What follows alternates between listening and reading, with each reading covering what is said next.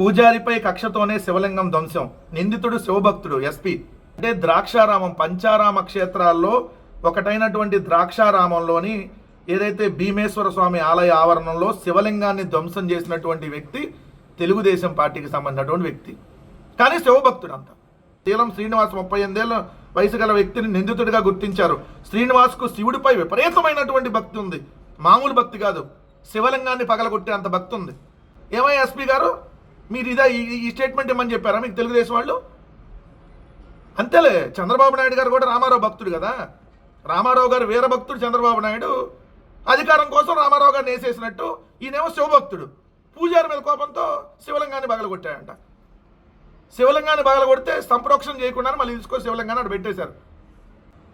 ఇప్పుడు కడగాలి కదా మాదాపూర్ వచ్చి, అదే మాదాపూర్లోనే ఉంటాడు కదా, అక్కడ ఏదైనా వెళ్ళి మెట్లు కడగాలి కదా అనేది. ఒకడేమో జంతువుల కొవ్వు కలిసింది తిరుమల లడ్డులో అంటాడు, ఇంకోడేమో అయోధ్యకు 1,00,000 లడ్డులు తయారు చేసి పంపించామంటాడు, ఇంకోడేమో పోతే 6 ప్రాణాలే కదా, పోయిన వాళ్ళకి తీసుకొని వస్తామా సారీ చెబుతున్నాం అంటాడు, ఇంకోడేమో ఏదైతే కాశీ బొగ్గలో 9 మంది చనిపోతే ఇది ప్రైవేట్ ఆలయం మాకేం సంబంధం అంటాడు.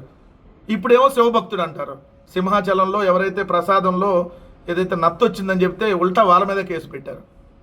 తిరుమలలో కూడా అంతకుముందు నమాజ్ చేస్తున్న వీడియో తీస్తే వీడియో ఎందుకు తీసామని వాళ్ళ మీద కేసు పెట్టారు. ఇలా ఉంటుంది ఈ ప్రభుత్వం.